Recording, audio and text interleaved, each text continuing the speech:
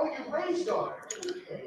right, everyone. This is Idris Talib, Pretty House Guy. I haven't gone live in a long time, but what I wanted to do was tonight, what I want to discuss is how can you accelerate the retirement planning process with shared living real estate?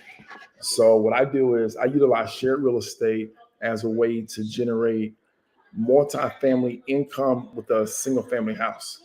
And I've been doing this probably for the past 2 years. I've really been honing in on this particular strategy. The reason why I like it so much is it's a great opportunity to produce massive cash flow really fast.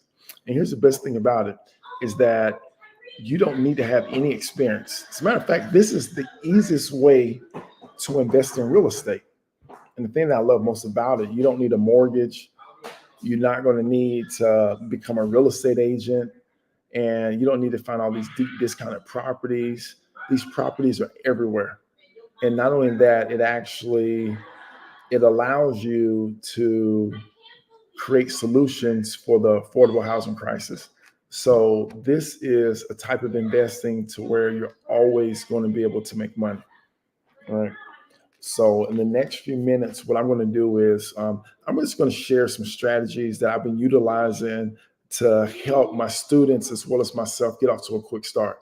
So if you ever wanted to invest in real estate, you didn't know exactly what angle to take, this may be a possibility for you. And here's the best part about it. You can actually, I'm telling you, today is July 15th. By August 15th, you can have your first property. You can be actually receiving cash flow. And then not only that, I started breaking down some math. I got real excited when I did this.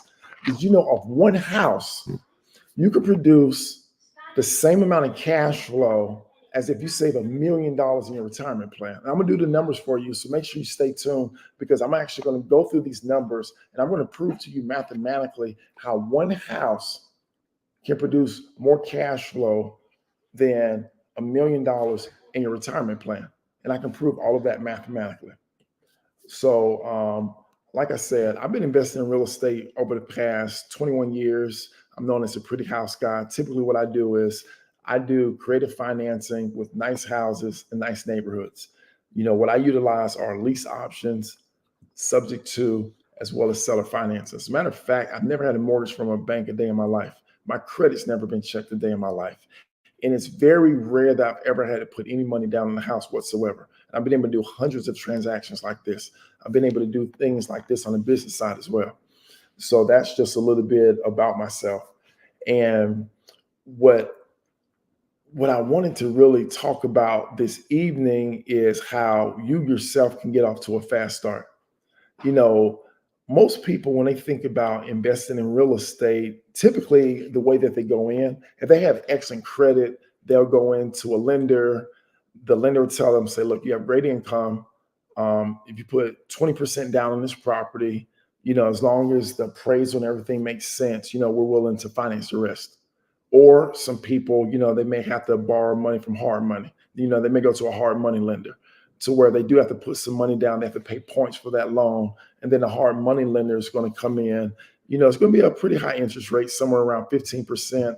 And once they finish that project, they're going to refinance out of their position, or they're going to be able to sell the house, pay out the hard money lender, and put the money in their pocket.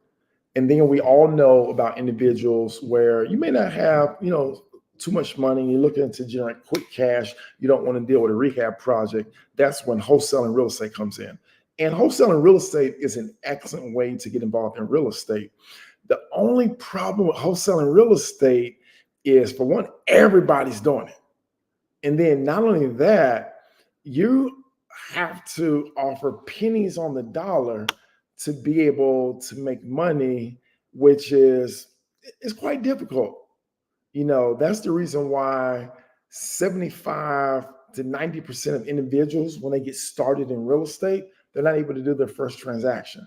I'm going to share with you a strategy to where if you have a little bit of money, I'm talking about maybe $6,000, $8,000. And I'm even going to share with you how you can utilize this strategy with $0 whatsoever. The most beautiful part about this is you're not looking for houses that are at a deep discount. As a matter of fact, you're going to be able to be able to invest in real estate and receive cash flow, you don't even have to own the house. So what that means is you're not going to have to go apply for no mortgage.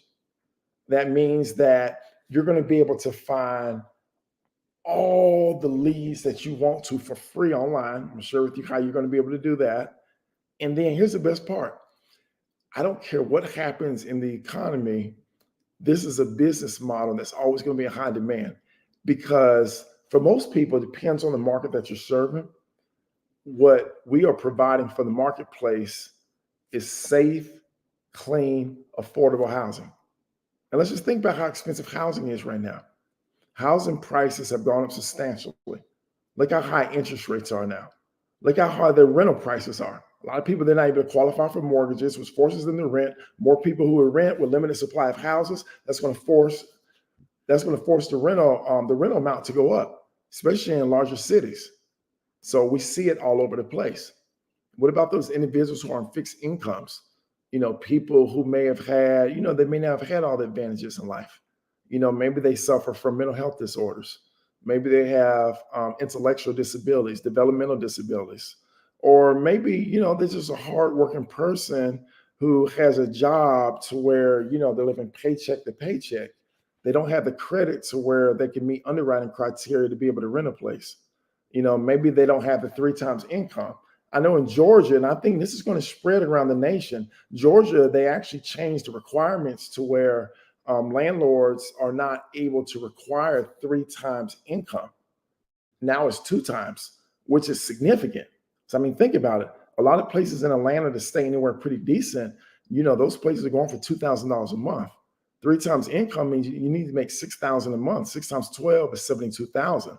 There's so many people who don't make $72,000 a year, but yet I think, and it's just one of my values, everyone deserves safe, clean, affordable housing, despite what your income is. Now it has dropped to 2 times. So it's gone down from $72,000 a year down to $48,000 a year. But there's still so many people who don't make that kind of money. We are able to offer them a solution that is able to help them. Here's the most beautiful part. You're going to be able to make a substantial amount of money from a cash flow perspective. Just think about how beautiful that is. And I'm talking about net. If you look at the typical person who has a rental, they generally don't really make money until they pay down that mortgage, until that mortgage is paid down, and then the rental prices go up. So they may be looking at 10 to 15 years before they really start heavily cash flowing. For example, if you go the traditional route, basically what you're going to do is you're probably going to identify a house. The house is probably going to need some rehab. You're going to have to put 20% down in the house. And let's just throw some numbers out here. So let's just hypothetically say that you find a house is $300,000. Okay. So you need to put 20% down on that house. 20% of 300,000 is $60,000. So that means you're going to get a mortgage for $240,000. More than likely, since this is going to be an investment loan, even with great credit, your interest rate, because of how high interest rates are right now, you're looking at around 8 or 9%. 8 or 9%, PITI, of course, everything's variable depending on where you are in the country. You're looking at a payment of around maybe, I don't know, $2,100, $2,200 every single month when it's all said and done. At the end of the day, and everything depends on where you are, you may only be cash flowing, if you're lucky now, $200 or $300 a month. So just think about what you've done. You've put $60,000 down on a house, and that's assuming there's no repairs. I can't even imagine if you have any repairs done to that house or whatever. But of course, you have repairs. You can do the burst strategy and all that stuff. The interest rates are real high, so you still may not cash flow. So that still may not be something that you want to do anyway. But just think about it. You're doing all that work to make $200 or $300 a month. Now, of course, you are going to get your tax benefits. You get your depreciation. You get your mortgage interest deduction. You have $60,000 of equity. But at the same time, think about the sacrifices you have to make for $200. I want to kind of give you another way of thinking about things. Now, if you converted that rental, instead of it just being a single family, to shared living, And let's just hypothetically say, I don't know, let's just say it's a 4-bedroom house. All right. So let's just say off of the 4-bedroom house, you're able to rent each room out for $800. I'm being very conservative. 800 times 4 is $3,200, right?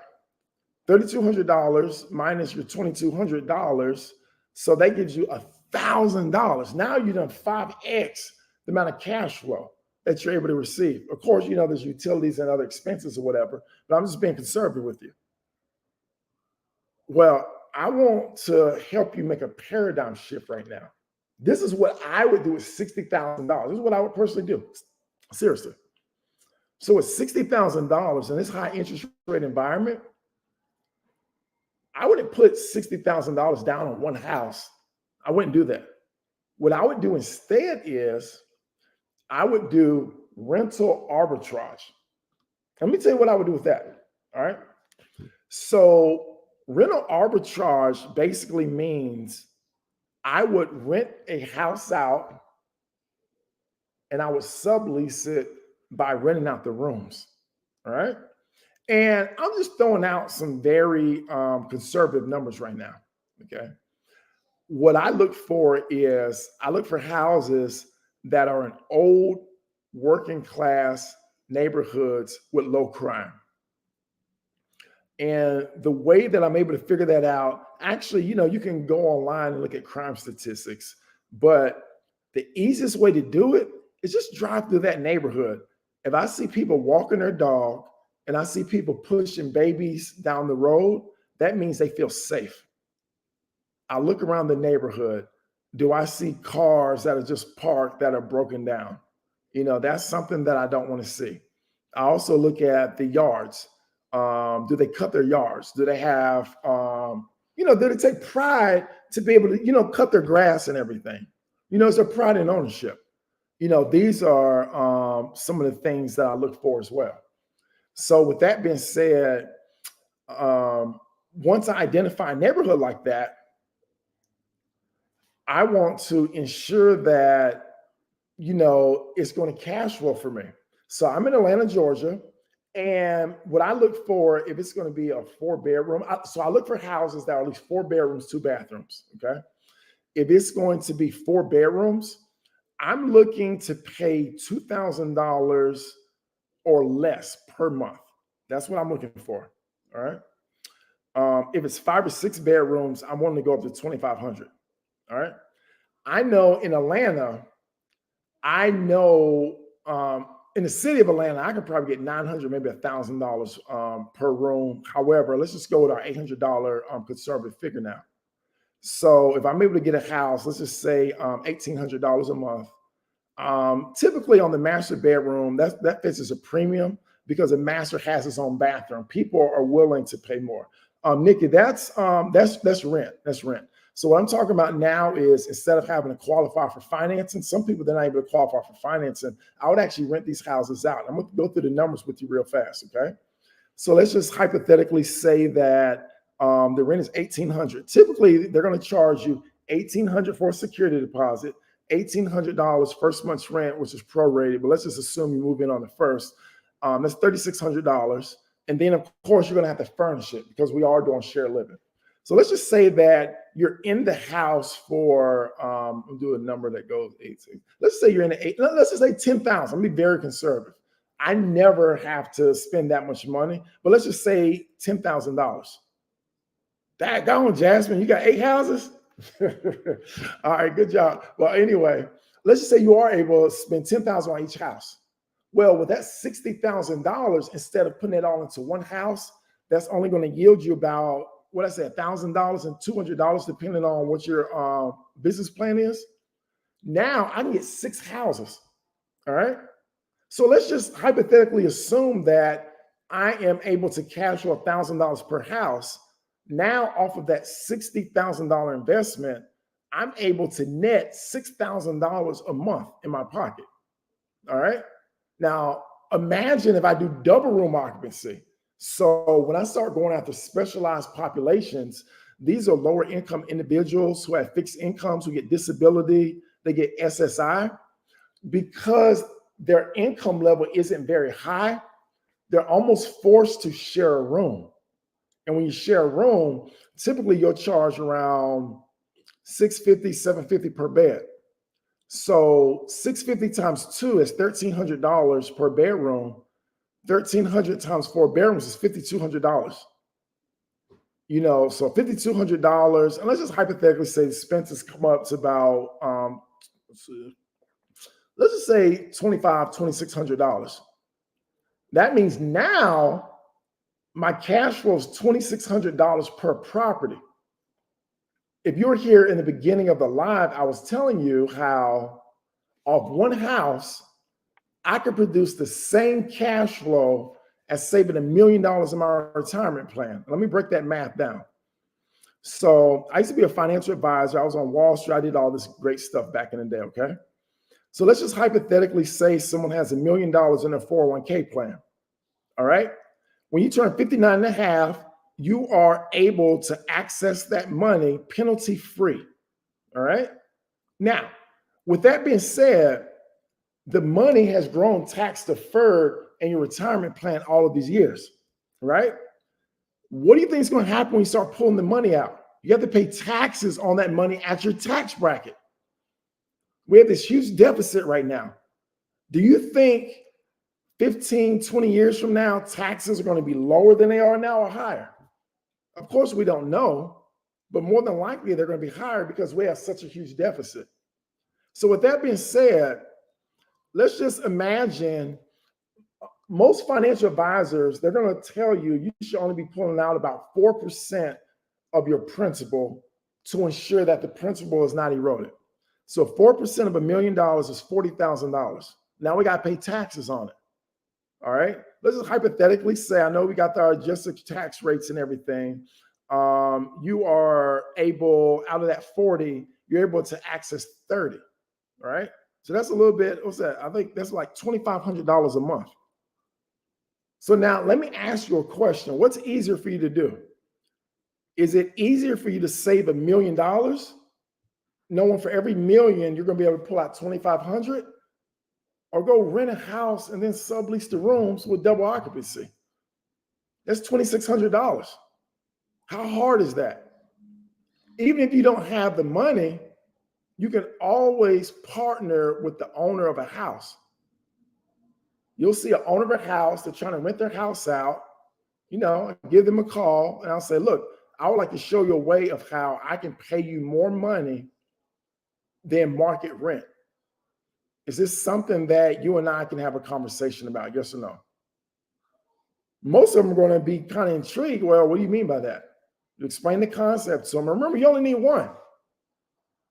As big as Atlanta, Georgia is, there's over 1 million homes in Atlanta, Georgia. I'm telling you, I can find one. I'm probably find one every single week, probably one every single day, if I'm aggressive enough. But this just shows how large of an opportunity this is right now, especially to put yourself into a position to where you can create some financial independence for yourself.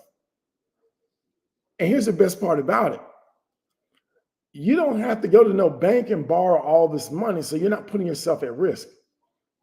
Another thing, a lot of you up here are entrepreneurs. You do something on the side. You sell stuff. What's the hardest thing about business? It's finding people to buy your products or services. We're offering something that people, they don't just want it, they have to have it. And that's the most, beautiful part, about this business. And for me, I recommend people to jump on this in terms of getting started into real estate. Now, I am a big believer in that everyone should be able to own real estate because long-term, it's one of the greatest wealth builders that you can have. But everyone is not in a position to where they're able to acquire and own real estate themselves. The number one goal is for us to create financial independence for ourselves. So now we are in a financial position to take advantage of opportunities as they come up. So we can actually own some of this real estate long-term or any other type of asset class that you're looking at or whatever. So these are some of the things that we kind of teach in our program. And what I like to do is I like to do things in phases. Whenever I start with people, the first phase is everyone knows money can be made in real estate. But the question is, can you make money in real estate? How do you know that you can make money in real estate besides just, oh, I got faith, I know I can do it? It's for you to actually make money in real estate. So with this is the fastest way for you to make money in real estate. It's quite simple. I'm going to be honest with you. Lease a house, sublease the rooms. Bam. That's it. Anybody can do this within the next 30 days if they're serious. Anybody can do this. And not only that, once you start cash flowing, now you know beyond a shadow of a doubt that you can make money in real estate. That's called the belief phase, okay? Now you're going to transition into phase two. Phase two is building that strong foundation. The strong foundation is going to be the 4 components to make this business work. And that's my 4F framework, where you learn how to find the most appropriate houses, how to fund the acquisition of those houses, how to furnish those houses, and how to fill those houses up to maximize profitability. That's the foundation. And then once you have a strong foundation, you can start to transition to phase 3, to where now you're in a position to where you can create some financial independence for yourself, because you're going to be putting together systems and processes, and then you're going to have a team that you can delegate things to. And once you're in that position, you're going to be able to scale your business to any level that you would like to take it to, because the business is not going to be personally dependent on what you are personally doing day in, day out, day in, day out. You're going to be more so working on the business rather than in the business. And then eventually, if you want to, it can become purely passive to you. You can hire a CEO to maybe run your business. And the business is so profitable, you're going to be able to pay them. My goal would be is to pay them, a nice salary, and then do profit sharing. I have goals that are set. If we meet those benchmarks, anything up, over, and beyond that goal, you'll have a participation rate with profit sharing. I'm not giving up no equity now. I ain't giving up no equity, but I will do profit sharing. So, okay, somebody asked, do I still do? So look, you bring up a great point. I'm not sure what your name is, MH, but you bring up a great point. They're asking, do I still do lease options? Absolutely. So check this out. This is one of my favorite acquisition strategies, okay? So now remember, I'm talking about rental arbitrage, right? You know what? Y'all showed up for the lie. I'm going to spit some game out. I'm going to spit some game out. Everybody else got to pay for it. I'm going to give y'all a little bit of game, not too much, but anyway. So let me tell you what I do. When I initially talk to a landlord or whatever, my goal is not initially just to actually lease the house. I would ask them, I'll say, look, I'm looking for a long-term lease of at least 2 years. Is that something that you'll be open to? And assuming all of my payments come in on time, would you be open to selling the house throughout that term? So what I've just described is a lease with an option to buy. I want to lease your house for a long period of time, and assuming all my payments come in on time, would you sell the house to me? So that's one way of how I combine, some of y'all know me from back in the day where I do a lot of creative real estate. That's the way that I combine the creative real estate, a way that I'm going to be able to obtain these assets, and at the same time, be able to produce significant cash flow for myself. Because one of the key things that we all need to do to escape the rat race is we need to identify what is our cash cow. This, for me, is my cash cow, because I know this is something that I can do at any time that I want to. And the best thing about it is this is something that it's only going to grow in demand. Let me see if I can share my screen with y'all. Give me 1 second. I got to figure this out. I haven't presented in a long time. I want to share my screen. I'm going to share with you what I'm presently doing. Let's see, present. Maybe it's this. Okay, share screen. Okay, here we go. I'm gonna share my entire screen. All right, so you should be able to see my screen. I'm gonna show y'all some cool things that we're doing right here within this niche. So let me open up Facebook.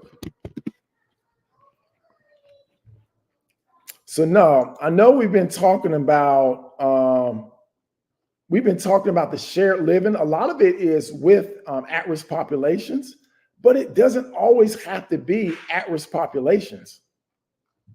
Check this out, y'all. Let me see if it comes up. So this is one of the things that we're doing right here. Me and my business partner, Adrian Wells, we're calling it luxury collaborative living. So this is a mansion right here in Atlanta. And we're doing the same concept that I just described to you. You know, we are renting out the rooms. So look at this house. This thing is beautiful. You know, the rooms go from $3,000 to $5,000 every single month. And this just goes to show you,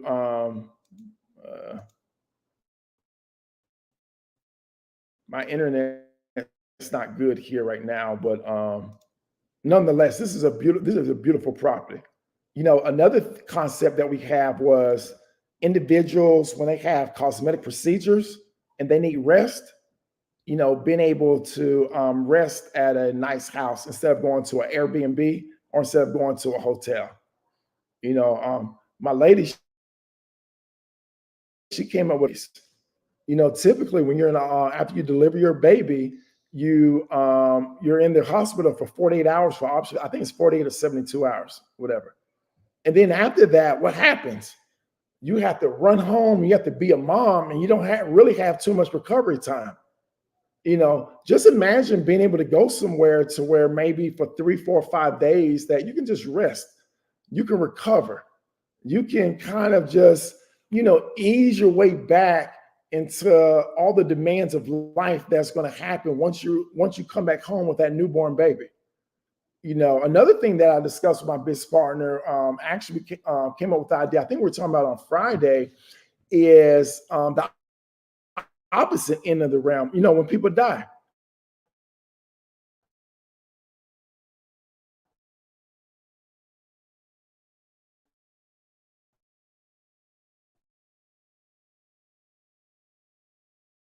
you know, maybe there's a nice place that the family can go to where, you know, they can with this business model. Let me get off the screen, y'all. But nonetheless, this business model just gives us so many different opportunities to be able to basically you're making millions while you're making a difference. And that's the thing that I love. I love most about this business model. I'm trying to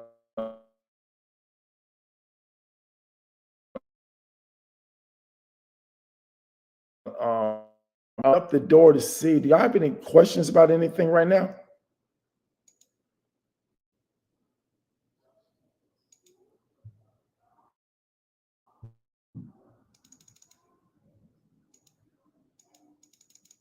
All right, I cannot get back to my screen where all of you are at. Let's see. Give me 1 second, y'all. So I will tell y'all, I just jumped on the Macintosh bandwagon. So I've never had an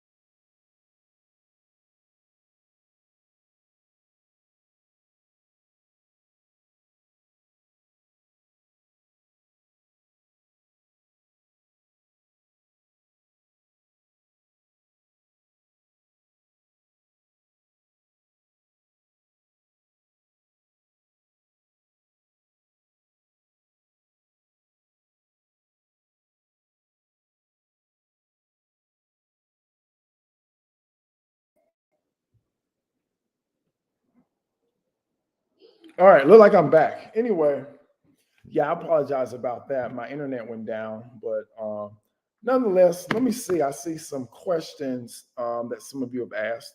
Give me one second.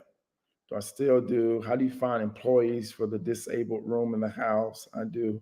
More info about talking to landlords to use their property, what to say so they don't pick your brain, do the same business model. So let's talk about that. So sometimes when you are talking to landlords or whatever, and you're letting them know what your business model is, there's kind of there's two ways to think about it, okay? If someone is so ambitious that they're going to do this business model themselves, there's really nothing you can do about that. Just let them have it. However, this is what I would bring to their attention. Yeah, this is a simple business model, but is this something you really want to do? Do you want to do marketing for residents? Do you want to do the screening for residents? Do you want to invite the residents to come in? Once the residents leave or they don't pay or whatever, do you want to handle, getting rid of those residents? Do you want to handle cleaning up behind those residents? Do you want to handle making sure all the residents get along with each other? Do you want to be responsible for all the maintenance that goes on with the house? Is that something that is that the reason why you got into this business to rent out that house? Is that something that you want to do? Because those are all the responsibilities that myself or my team, we take on ourselves to do. Now you can more than welcome do that yourself. There's no problem with doing that. But is it what you want to do? Are there better ways of being able to spend time? Would you rather be spending time with your wife and kids or husband?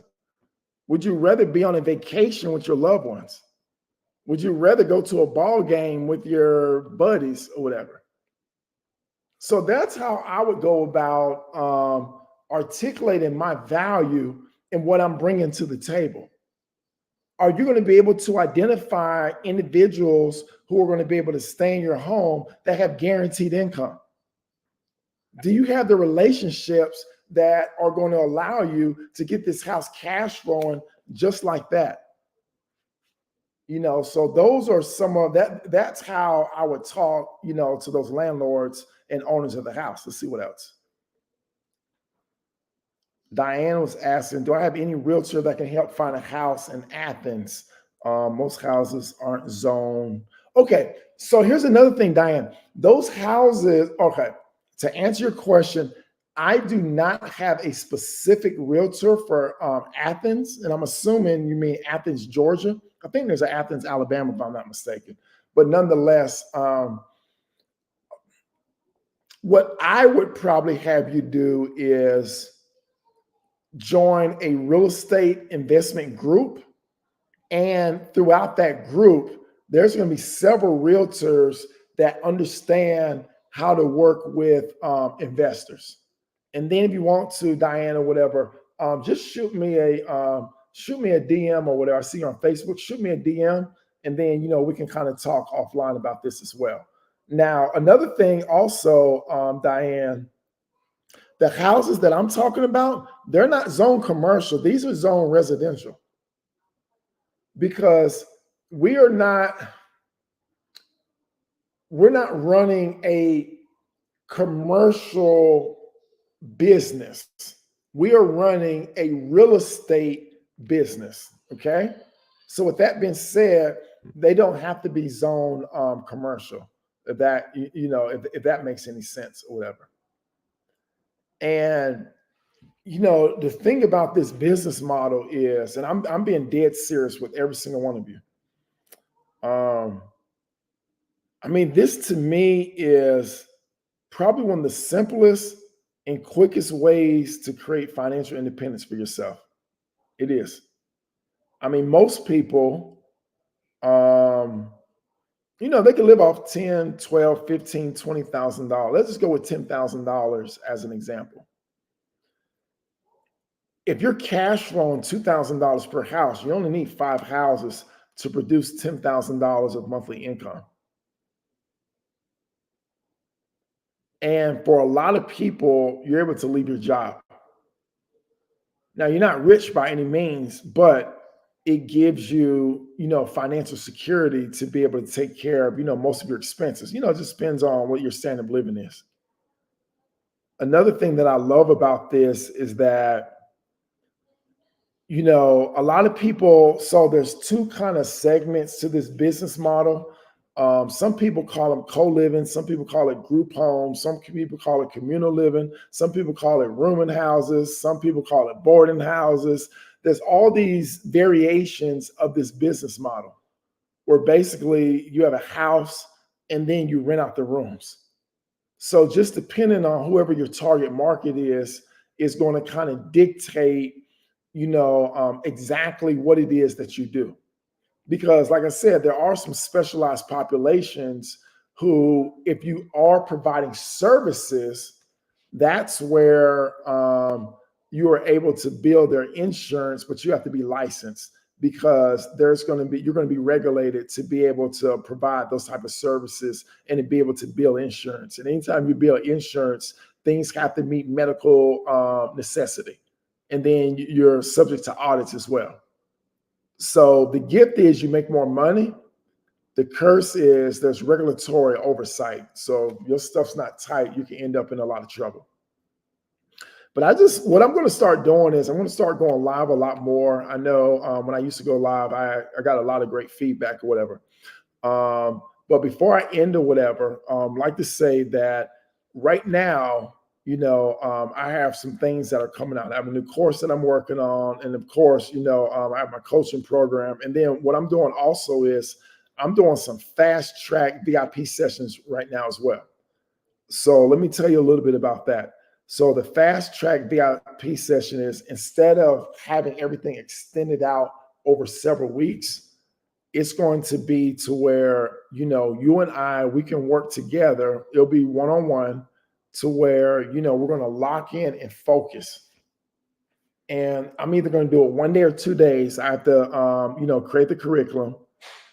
And we are going to get your business to where the day that you leave, you're going to know exactly what to do.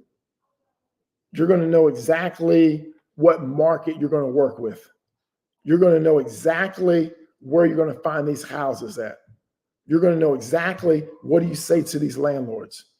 You're going to know exactly all of the paperwork that you need to give to them as well.